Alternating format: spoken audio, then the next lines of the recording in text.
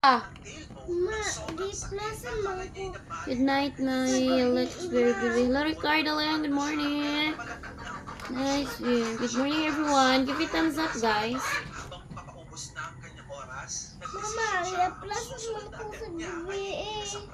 Ligo dito, ligo. Di plaza mangko. Huminga ng malalim si John, tumakbo sa runway at nag-front flip sa ere. Perfect landing. Lumagpas siya sa lahat ng napo ng jumpers. Napatigil ang lahat ng mga official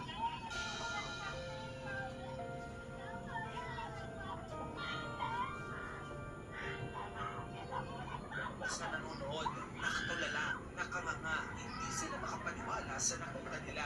John impressed everyone. Pero pagkatapos nilang makabawi, sinabi nila kay John na nag-overstep daw siya sa mark. Kaya hindi naging valid ang kanyang jump na ginawa. Sayang, pero alam ni John, may tama siya sa ginawa niya. He's into something extraordinary.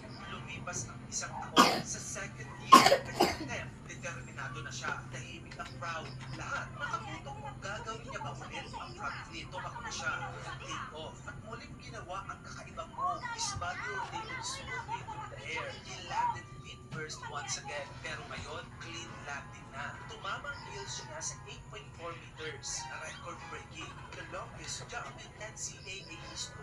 But in the final moments of the jump, bumagsak ang kamay niya sa likod. Nabawasan ang opisyal na distansya sa 7.7 meters. Sa kabila nito, sapat na para tumabla sa reigning Olympic champion na si Randy Williams. It's a bittersweet success, pero ginawa ni Jan ang dapat niyang gawin. Panalo pa rin siya sa puso ng lahat. Napatunayan ni Jan na posible ang somersault long jump at dahil itong baguhin ang home sport. Pero bago pa siya makabalik sa susunod na season, binanla ng International Association of Athletics Federations ang move na ginawa niya, ang front flip.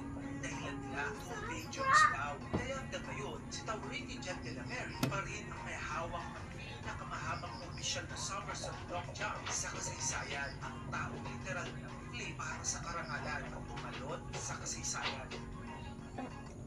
Muna na siya proseso sa pagbuhat o kuling nga kahoy, taramat ang biniwa.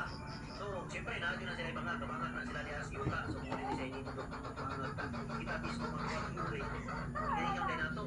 Siyempre, pag kumano pa nga, kiplasta nga ito ng mga kahoy niya. So, nindot ni siya nga uling kuy kay mga kahoy na lang po. Tanawa ko, ginapunta nga nila pampakati na nga uling na daan. And then, kinatapunan ng pakasin. Tapunan na siya kuy para galera siya magunto kung ay uling. So, pag-uman na kuy, ginapunta nga na nila pampahaling o ginahalingan na nila. Matik, pagsika na gani ana, parehari makita na sa video. Ginatabunan na dyan na nila para Hello, Soma. Good morning.